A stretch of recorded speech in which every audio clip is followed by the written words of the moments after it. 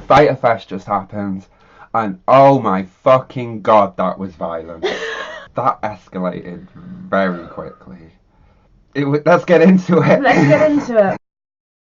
From Daytona Beach, USA, the pre-show was packed. It was packed. So we missed the introduction of the commentary team. If anyone knows who the British guy on the pre-show commentary team was, what did he do? They let us know. We opened with, I was surprised this was on the pre-show, SCU Best Friends and the Private Party in a three-way tag, non-elimination. This match was great. It was brilliant. I liked the Private Party. They were so light on their feet. Insane amounts of double team moves. As you predicted, Best Friends for the win. Mm-hmm. 1-0 on the predictions. All the teams were great. SCU didn't eat a pin, which was nice. I still predict them to win the tournament. Best Friends won. They hit the big zero.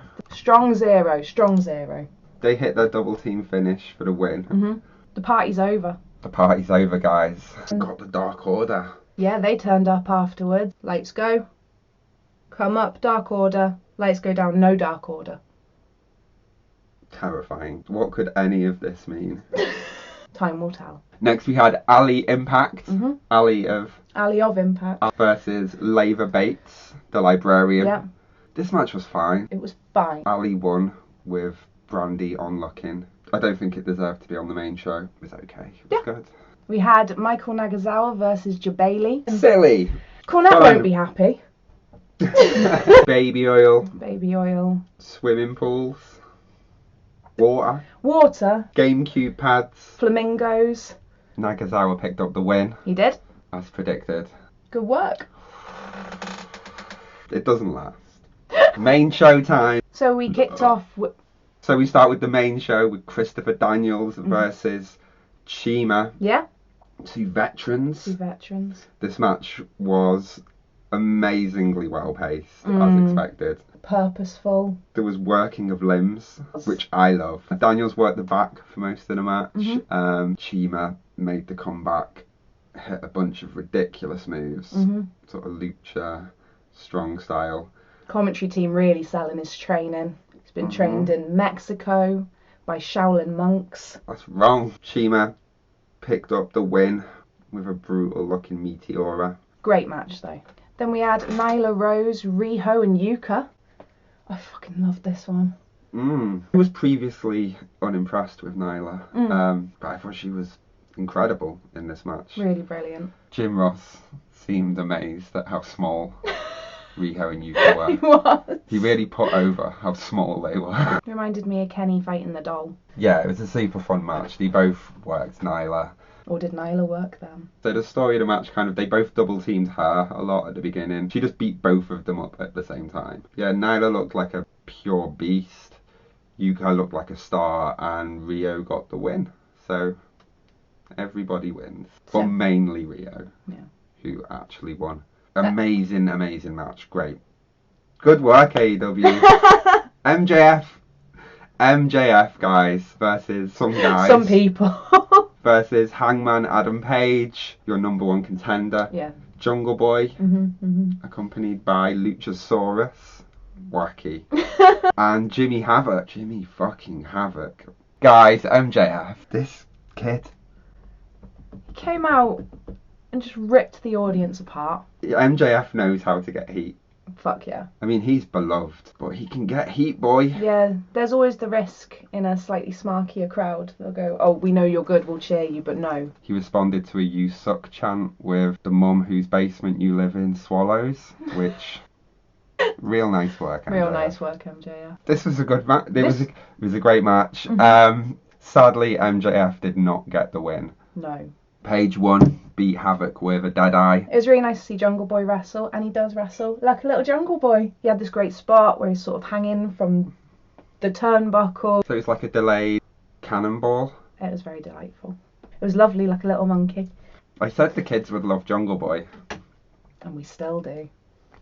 The important thing is MJF didn't take the loss. It was nice to hear JR put over MJF and Page as the potential Rock and Austin of AEW. Yeah. Right on. Next we had Darby Allin versus Cody Rhodes. Oh, this fucking match. It was really, really fucking good. The match was amazing. Yeah. Darby Allin's a fucking star. The boy came to the ring with a body bag. So instantly I'm a fan. It's threatening.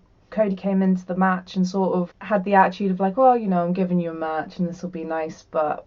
Darby is a tricky little motherfucker. Darby played really well into being the smaller guy. Yeah. Wasn't unbelievable watching him compete with someone much bigger than him. The story of the match quickly turned into how much punishment Darby could eat. Quite a lot. Stay down, Darby. Oh, fucking hell. Cody got his hand injured quite early on. Darby continued to work this the whole match. It was smart. So Darby got a arm raker him. through. Oh, when he was throwing him through the fucking ring. Oh, Darby, don't take this bomb. It looked wonderful. It did. So Darby had Cody lying on that outside of the ropes on the apron. Mm-hmm. Went to the top rope. He did the trust fall dive that Kofi does into usually 6 people. Yeah. Cody moved. So he just took the full bump on his spine on the hardest part of the ring. And that wasn't the end of the match. No. Cody beat the piss out of him. He did. Put him in a body bag. He did. Hit his disaster kick. Hit his crossroads. But they hit the time limit draw. It was timed amazingly at the end as well. We were on about 6 as he hit the crossroads. 6 seconds left of the match. There was that wonderful... Oh, I wish he did on the Shane McMahon. That wasn't the end of the match. It was the end of the match, but it wasn't the end of Cody's ordeal. After the match, he was meandering in the ring post draw when he is joined by Shawn Spears. Oh. No. So he hit Cody full on in the head, With a chair. which is frowned upon. I thought we'd agreed not to do this. If you think JBL versus Eddie Guerrero, this was worse than that. He hit him with the chair shot, it was brutal, and Cody Rhodes' head Exploded backwards. Back and to the left. Cody tweeted 12 stitches, no concussion, so... I don't know about that. Oh, accidents happen. They do? The Dome Breaker versus the Throne Breaker. Beautiful.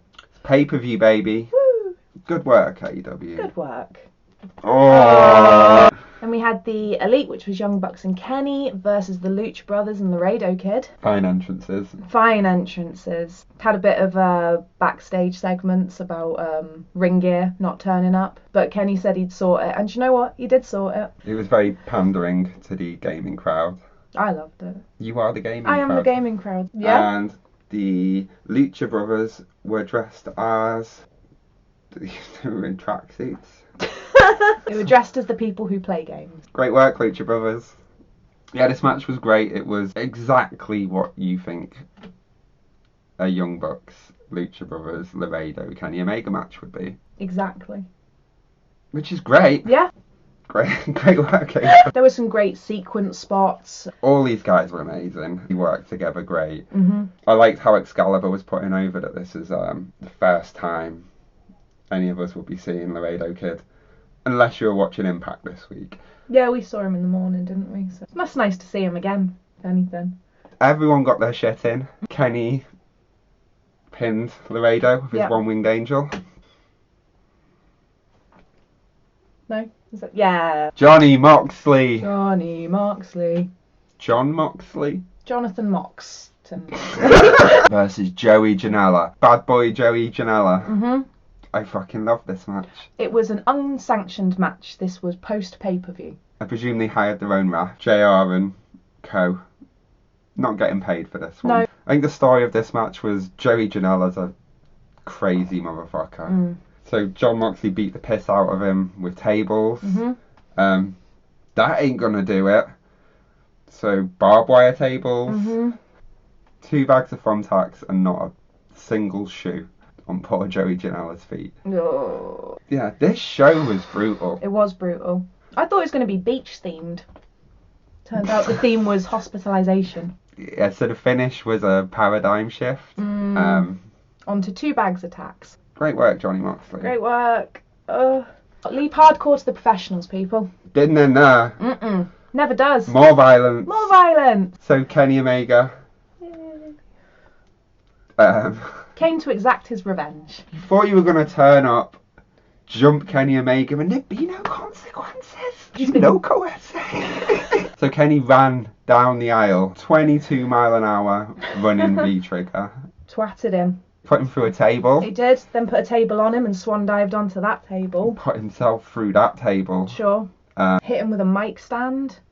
An electric guitar. It's not gonna Guys, break. there's one thing doing what the Drifter or Jeff Jarrett does Sure. with a hollowed out acoustic guitar. An electric guitar is like being hit with 5 acoustic guitars. Easily 5. At least.